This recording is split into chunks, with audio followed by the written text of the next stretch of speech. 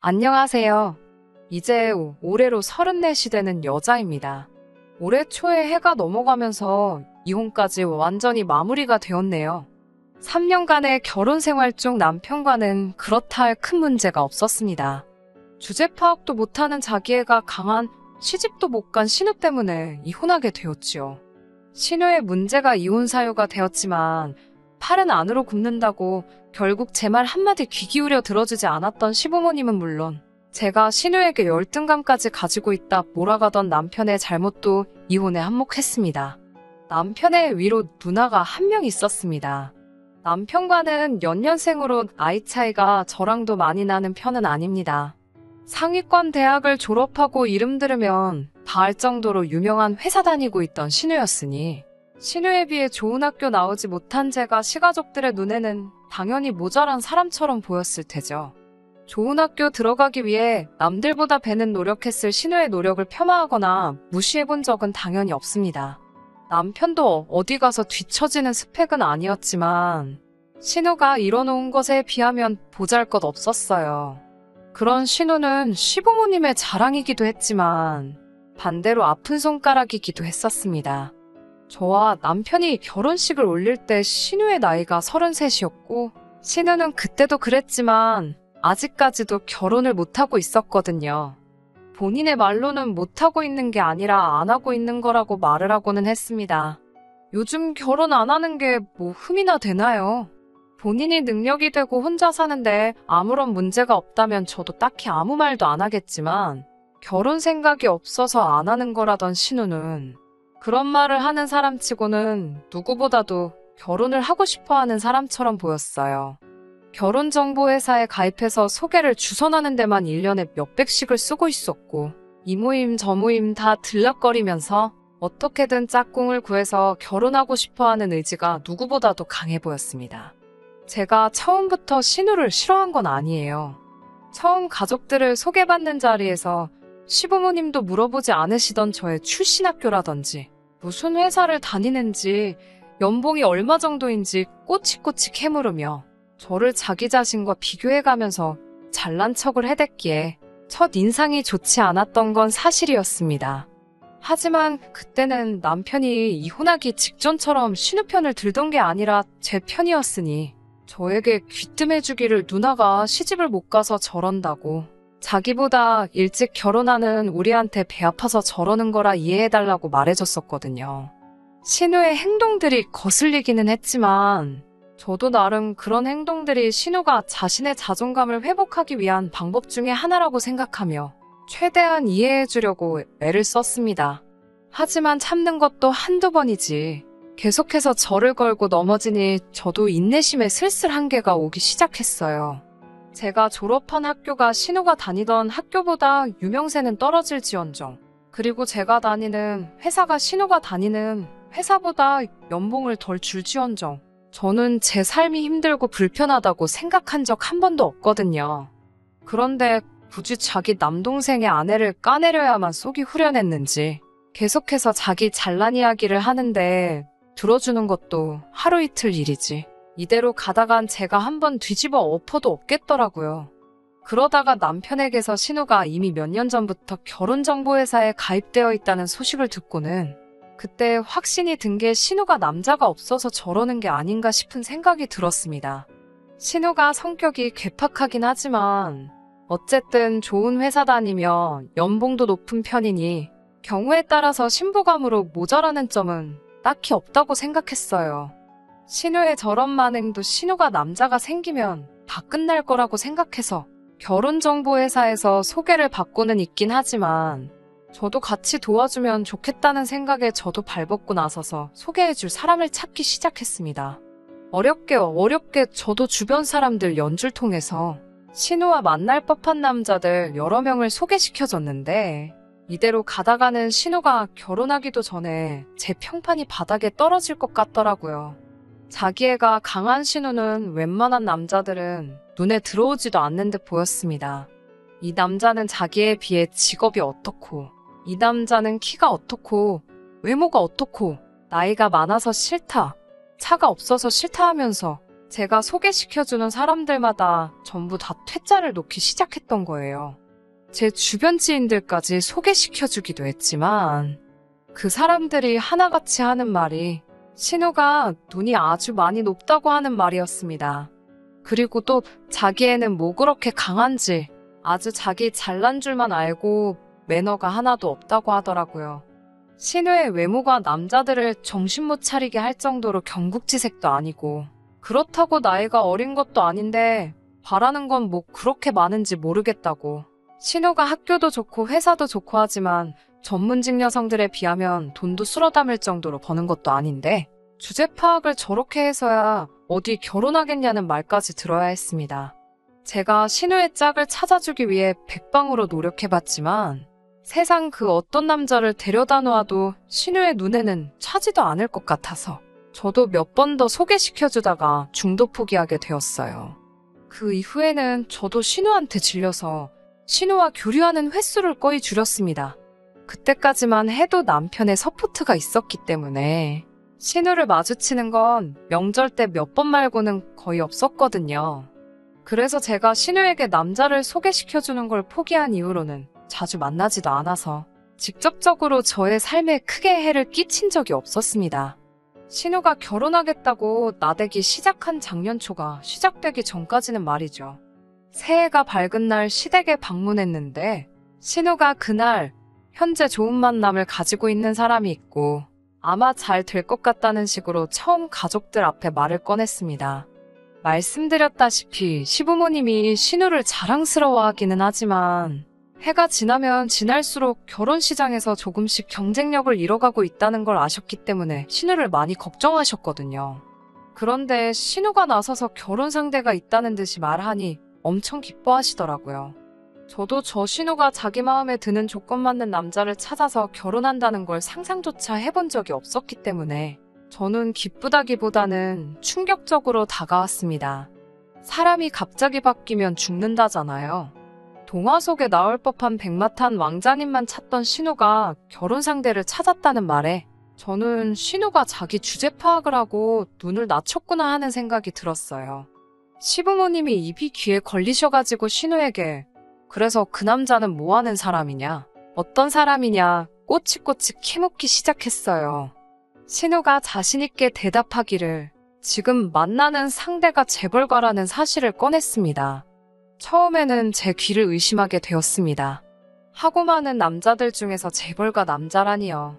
신우가 재벌가 남자를 만나면 안 된다는 법은 없지만 신우가 처음으로 결혼을 전제로 만난다는 사람이 다른 사람도 아니고 재벌이세라니 제가 제대로 들은 게 맞는지 제 귀를 믿을 수가 없었습니다.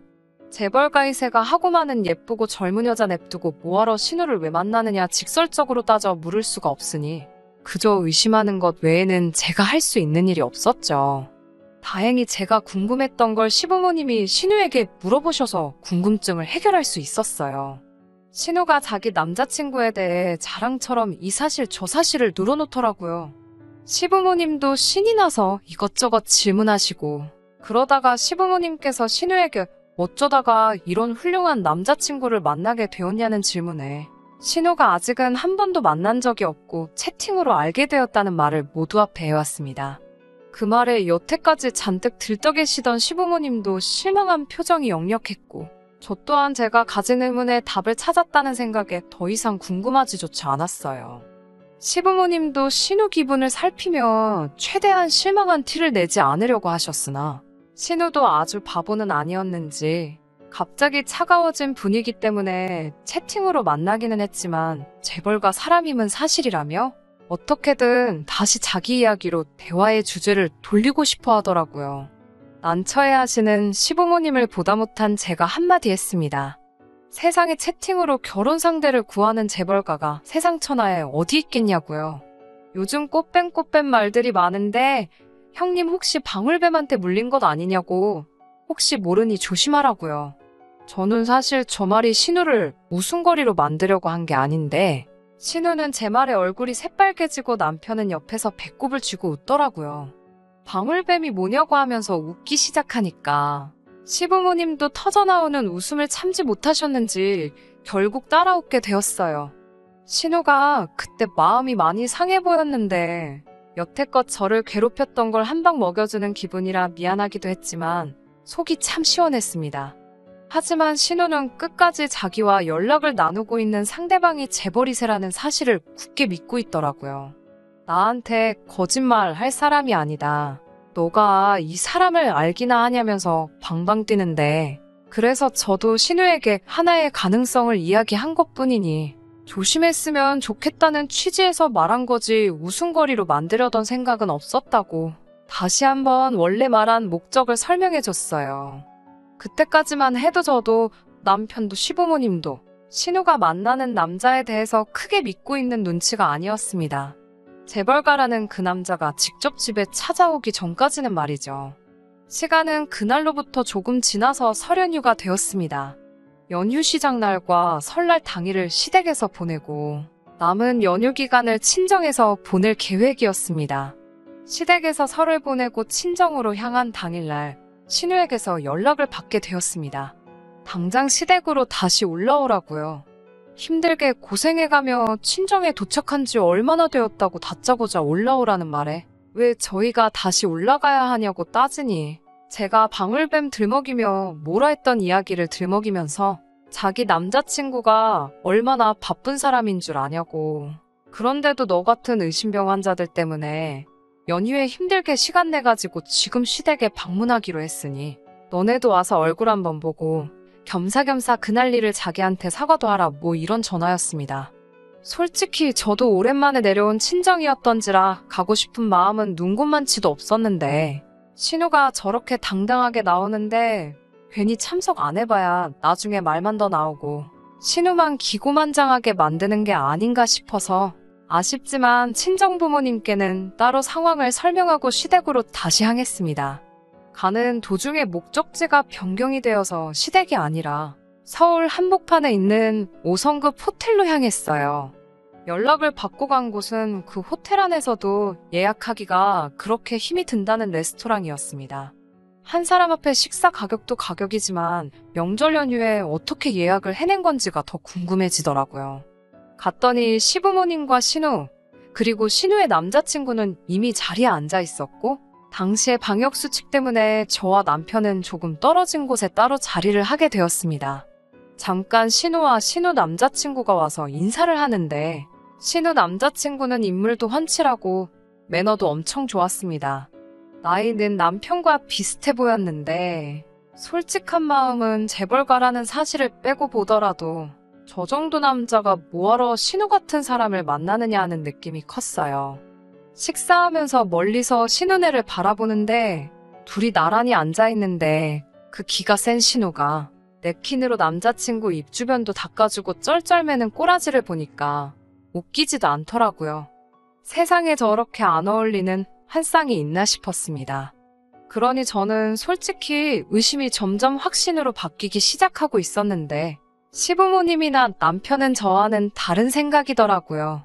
남편도 밥 먹는 내내 또 우리 누나한테 꼭 사과해야겠다 하면서 제가 새해 첫날에 신우 남자친구를 부정하면서 의심했던 걸 가지고 한마디 하더라고요. 시부모님도 그 이후부터는 우리 예비사위가 하면서 이미 두 사람이 결혼을 할 것이라고 확신을 갖고 계신 눈치였어요. 식사가 끝나고 시부모님은 택시를 잡아서 집으로 보내드리고 젊은 사람들끼리 뭉치자고 하면서 어디로 향하더라고요. 도착한 곳에서 메뉴판을 보니 술 한 잔에 무슨 몇만 원씩 하는 비싼 고급 술집이었습니다. 자주 오는 곳인지 신우 남자친구를 향해 직원들이 반갑게 인사도 해주더라고요. 남편은 이미 자기한테 재벌가 매형이 생긴다고 신이 난 분위기였습니다. 술자리가 끝나고 나서는 저희가 택시를 잡고 집에 돌아가려는데 굳이 저희를 불러세워서는 자기는 대리기사를 불렀다고 기다려달라는 겁니다. 그러고선 자기 자동차를 보여주는데 자동차를 보여줄 때는 신우보다 오히려 제 남편이 더 좋아하더라고요. 그도 그럴 게 남편이 언젠가는 꼭 타보고 싶다던 차값만 해도 몇 억에 달하는 외제차였거든요. 집에 돌아가는 택시 안에서 남편은 누나가 또 저런 능력이 있는 줄은 몰랐다면서 감탄사를 연발했어요. 누나가 인기가 없던 게 아니고 재벌집 같은 데서는 먹여주는 스타일이라서 평범한 남자들은 누나의 아우라에 밀렸던 거 아니겠냐고 하는데 참 어이가 없었습니다. 신우가 처음 남자가 있다고 했던 날에 저는 도무지 믿을 수 없었지만 실제로 제 눈으로 똑똑히 봤으니 아무 말도 할 수가 없었습니다. 하지만 저는 아무리 생각해도 아니라는 생각이 들었어요. 아무리 사랑이 모든 걸 초월한다고 하지만 신우와 그 남자를 나란히 두고 보면 여태까지의 저의 가치관이나 세상이 무너질 정도로 안 어울리는 한 쌍이었으니까요. 안 어울리는 정도가 아니라 아침 드라마였다면 이런 말도 안 되는 커플이 어디 있냐고 어디 욕 한 바지 먹을 정도가 아닌가 하는 생각이 들 정도였습니다. 아무튼 신우의 남자친구를 처음 소개받은 이후로는 신우의 남자친구와 저희 부부에서 자주 시간을 보내게 되었습니다. 신우의 남자친구는 자기가 재벌가라고만 소개했지 어느 재벌이라는 걸 밝히지 않았어요. 신우도 정확히는 모르는 것 같더라고요. 아무리 비싼 술을 마시고 비싼 레스토랑에서 식사를 하고 값비싼 외제차를 끈다고 해도 굳이 그 사실을 숨겨야 할 이유는 따로 없다는 생각이었어요. 제가 끈덕지게 물어보니 신우 남자친구가 자기가 말 못할 사정이 있다며 이유를 구구절절히 설명해 주더라고요. 자신이 재벌가 출신은 맞지만 서자 출신이라서 세상에 알릴 수가 없다고요. 자신의 존재가 세상에 알려지면 아버지가 여태껏 일궈놓은 기업의 근간이 뿌리채 흔들릴 수도 있으니 조심하고 싶다고 합니다. 첩 출신인 어머니한테 누를 끼치고 싶지 않다고 하기도 하고요. 그나마 다행인 건 아버지의 친자식들이 다 흐리멍텅해서 나중에는 자기가 승계순위에 들어갈 수 있을 거라고. 자기 집안이 정 궁금하면 모자란 자식들을 데리고 있는 재벌 집안을 검색해보라고 말하더라고요. 신우도 이 말은 처음 들었나 봐요. 그 말을 듣고 그동안 얼마나 힘들었겠냐며 눈물까지 보이더라고요. 신우가 언제부터 저렇게 공감 능력이 좋았는지 참 어이가 없었는데 돈은 많아 보이지만 저렇게 숨기는 게 많은 것이 저는 솔직히 신뢰하지 못할 사람이라는 생각이 들었어요. 아무튼 그렇게 자주 같이 시간을 보내다가 신우 남자친구의 아버지가 급한 회사 인수합병 문제 때문에 자기가 한동안 해외에 나가 있어야 할 것 같다는 소식을 전해왔습니다. 당분간은 해외에서 머물러야 할 것 같다고 작별 인사랍시고 서울이 한눈에 들어오는 호텔방까지 잡아줘서 송별 파티까지 열었습니다. 다음날 아침에 저희 남편한테 부탁해서 외제차를 맡겨주고는 공항까지도 바래다 달라고 부탁을 했어요. 출국 수속이 끝나고 비행기 타러 나가는 모습까지 보여주고 신우의 남자친구는 한국을 떠났습니다. 돌아오는 길에는 외제차가 아니라 지하철을 타고 돌아와야 했는데 남편은 자기 드림카를 몰아봤으니 인생의 소원을 성취한 것 같다며 엄청 벅차올라 있더라고요. 남자친구가 있는 동안은 신우가 저한테 스트레스 주는 일이 없었는데 남자친구가 한국을 떠나자마자 다시 저를 걸고 넘어지더라고요. 사실 남자친구가 그렇게 신뢰가 가지 않는다고 말을 제가 먼저 꺼냈으니 제가 먼저 신우 심기를 건드린 게 맞긴 한데 신우는 그렇게 소시민같이 사니까 인생에 발전이 없는 거라면서 남자친구가 돌아올 때 몸 명품 가방을 사오기로 했네. 어쩌네 자랑처럼 떠들더라고요. 제 월급으로는 평생 가도 들지 못할 만한 가방이라고요. 거기까지 다 좋았었는데 문제는 신우의 남자친구가 한국을 떠난 지 2개월이 지나고 나서 일어났습니다. 평소처럼 한가한 주말을 보내고 있었는데 시부모님이 가족회의를 한답시고 저희 부부를 소집하셨어요. 무슨 일인가 부랴부랴 시댁에 도착을 했더니 신우가 앞뒤 다 잘라먹고 다짜고짜 저희한테 돈이 얼마나 있냐고 물어보더라고요. 갑자기 돈 이야기를 꺼내니 조금 조심스러울 수밖에 없었는데 남편이 적금 깨면 4천만 원 정도 있다고 곧바로 저희 재정 상태를 오픈하더라고요. 시어머니가 그걸로는 택도 없겠다고 말하면서 저희가 지금 살고 있는 집이 얼마인지까지 물어보시는데 그때부터 뭔가 예감이 안 좋기 시작했습니다. 남편은 그게 뭐 숨길 일이냐면서 현재 저희 집이 시세가 얼마고 얼마 정도 한다고 전부 다 말했어요. 아니나 다를까 안 좋았던 촉이 그대로 들어맞았습니다. 신우는 그러면 저희 적금을 깨고 집을 담보로 3억을 대출받아오면 되겠다고 하더라고요. 그래서 제가 중간에 말을 끊었습니다. 무슨 일인지 말도 안 해주고 받자고자 3억을 대출받아오라는 게 무슨 소리냐고 물었어요. 신우가 잔뜩 짜증이 난 표정으로 저한테 설명을 해주더라고요. 남자친구가 곧 있으면 한국에 들어오게 되어 있는데 몸이 안 좋아서 검사를 받았더니 양성이 떠서 지금 그쪽에서 발이 묶여버린 상황이라고요. 그거랑 대출이랑 뭐가 연관이 있냐고 물었더니 저보고 아직 말도 안 끝났는데 중간에 자꾸 잘라먹지 말라면서 성질을 부리면서 회사 인수합병 때문에 자금이 필요한데 자가격리를 하게 되면서 큰 거래가 날아가게 생긴 상황이라며 신우에게 혹시 그 돈을 자기 대신 구해서 입금을 해줄 수 있냐고 부탁을 해왔다는 겁니다. 그 금액이 자그만치 10억이었고 신우가 여태껏 모은 돈과 대출을 받아도 택도 없으니 시부모님 노후자금을 합치고 저희 집을 담보로 대출까지 받아 필요하다는 그 액수를 어떻게 마련하려고 하는 거였어요. 그때서야 제가 여태껏 신우 남자친구에게서 느꼈던 사짜 냄새가 확신으로 바뀌더라고요. 지금 다들 제정신들이냐고. 신우가 남자친구랑 혼인신고를 올린 것도 아닌데 그렇게 큰 돈을 어떻게 왔다 갔다 할 생각을 하냐며 정신들 차리라고. 그 사람은 분명히 사기꾼일 거라고 말을 했어요.